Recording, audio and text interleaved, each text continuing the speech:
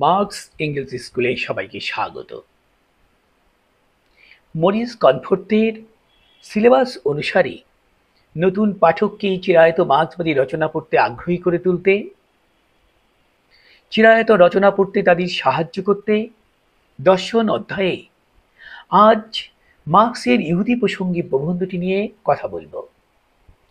প্রবন্ধটি লেখার একটা প্রেক্ষাপট আছে।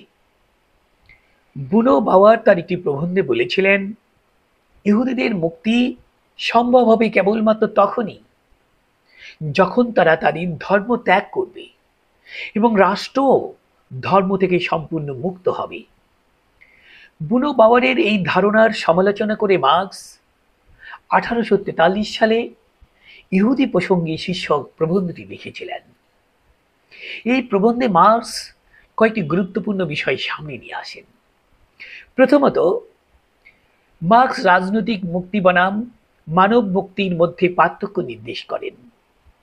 মার্কস বলেন, ফরাসি বিপ্লবের পর থেকে পুঁজিবাদী আধুনিক রাষ্ট্রে মানুষকে রাজনৈতিকভাবে সমান অধিকার দেওয়া হয়েছে, কিন্তু এটি সীমিত মুক্তি, সীমিত স্বাধীনতা।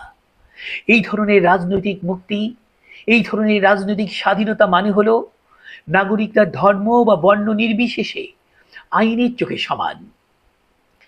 মার্কস লেখেন, প্রকৃত মানব মুক্তি অর্জন করা যায় না শুধু আইনি অধিকার পেলেই। মানুষের বাস্তব সামাজিক অর্থনৈতিক অবস্থার পরিবর্তন ছাড়া মানব মুক্তি সম্ভব নয়। দ্বিতীয়ত, ধর্ম সম্পর্কে বুনো বাওয়ারের দৃষ্টিভঙ্গির বিপরীতে মার্কস তার নিজস্ব বিপ্লবী অবস্থান তুলে ধরেন। বুনো বাওয়ার মনে করতেন সব সমস্যার মূলে রয়েছে ধর্ম। বাওয়ারের মতো ধর্মকেন্দ্রিকভাবে সমস্যার সমাধান মার্কস গ্রহণ করেননি। মার্কস বলেন, ধর্ম হলো মানুষের বাস্তব দারিদ্র্য ও শোষণ নির্ভর জীবনের প্রতিফলন। মার্কসের মতে সমস্যার মূলে ধর্ম নেই, সমস্যার মূলে আছে অর্থনৈতিক সম্পর্ক এবং বুর্জোয়া সমাজের স্বার্থবাদিতা। তৃতীয়ত, মার্কস ইহুদি প্রশ্নকে আসলে মানব প্রশ্ন হিসেবে বিচার বিশ্লেষণ করেছেন। ইহুদিদের আলাদা সমস্যা আছে বলে মার্কস মনে করতেন না।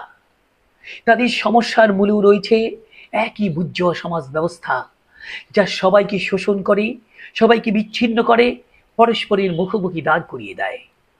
মার্কস বলেন, ইহুদিদের মুক্তি হলো মানব জাতির মুক্তির অংশ, আর মানব মুক্তি সম্ভব কেবল সামাজিক অর্থনৈতিক শোষণ বিলোপের মাধ্যমে। চতুর্থত, মার্কস ইহুদি শব্দকে রূপক হিসেবে ব্যবহার করেছেন। মার্কস ইহুদি শব্দটিকে কেবল ধর্মীয় অর্থে ব্যবহার করেননি। মার্কস বলেছেন, ইহুদির আসল ধর্ম হলো হিসাবী স্বার্থবাদ, টাকা পয়সার পূজা, যা আসলে সমগ্র বুর্জোয়া সমাজেরই চরিত্র।